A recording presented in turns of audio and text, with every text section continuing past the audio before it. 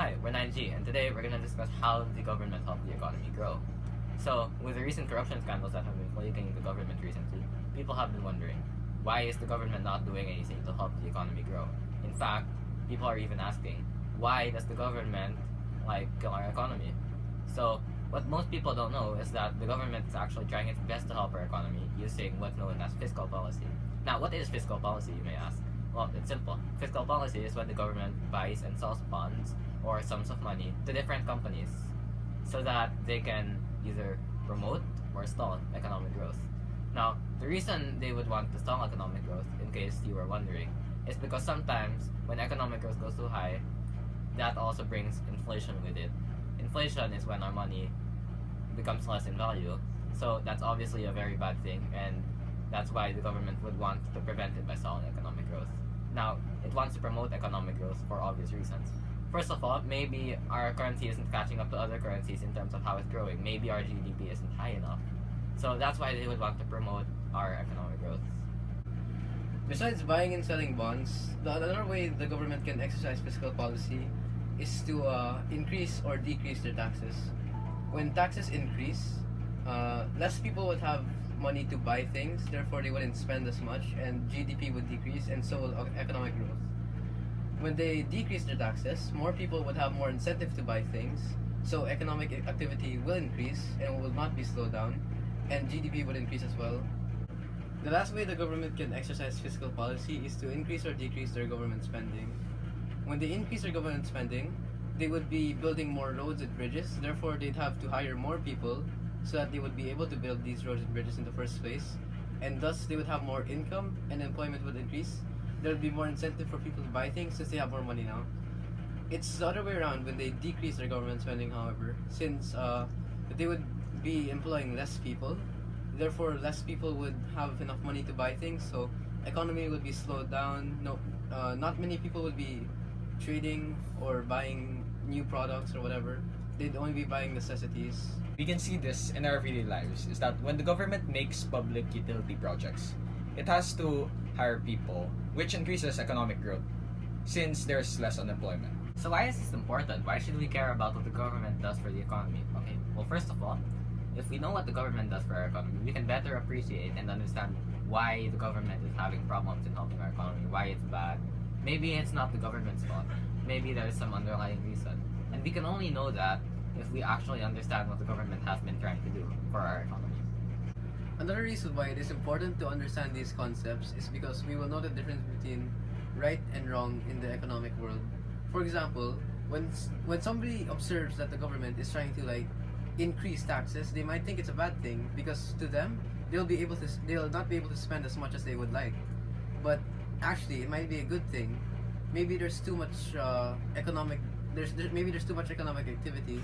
Maybe there's too much inflation or whatnot. So sometimes increasing taxes might be a good thing, and we might not know that. That's why it's very important to understand these. Now for a special interview with Mr. Peter Yu, a PhD in economics.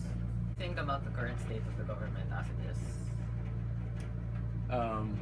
Well, the government seems to be concentrating a lot on peace and order and not yet as much on economics, although I think they're trying to set the ground for it by now trying to pass a law on reforming tax system, which I think would address some important questions like the very high income tax rate, both on individuals as well as corporations. I think that they're doing this basically because they want to collect to have more resources in order to spend more later on things that we need, infrastructure primarily, which is I think where the country suffers the most. So I think it's still they're not yet able to actually achieve too much, but they look like they're setting the grounds to do that in the future.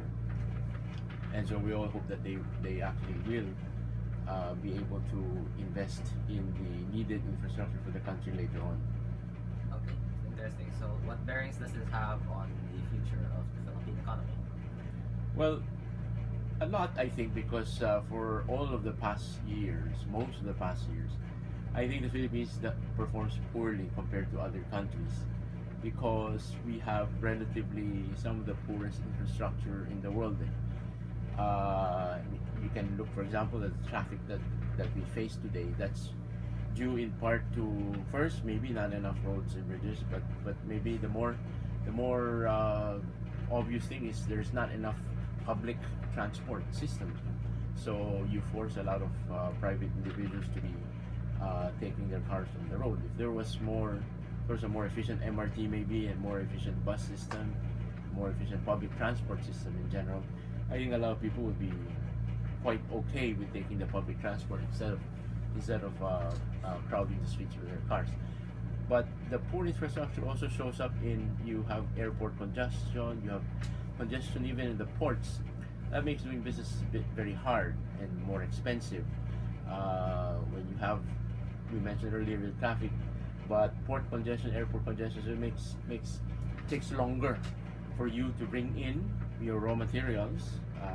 Takes you also longer time, more expense, more costs also to bring your goods out to sell outside of the country. So, and then another infrastructure also that in the past has been, I think, a little bit deficient or has been a handicap also to investors has been very high electricity power cost. That's starting to get a little bit better, I think. But basically, all of this is the root of it is insufficient infrastructure. So, which means higher costs of doing business, which means less businesses will want to expand here, or less foreign businesses will want to come here. Okay, thank you. So, lastly, do you think the government is doing a good job right now? Well, they've only been in. I presume you're referring to the administration of President Duterte. They haven't been in office for a year yet. They only took over last June, so they've only been in office about 8 months. So I think it probably isn't fair yet to expect that they would have accomplished a lot. As I said, it seems that what they're doing is setting the ground for. At least I think they recognize that infrastructure is our weak point, and they've been making a lot of pronouncements about spending more on infrastructure, making more airports, building more roads, building more bridges, etc. So I think that's why they're looking at reforming the tax system so that they can also collect more taxes.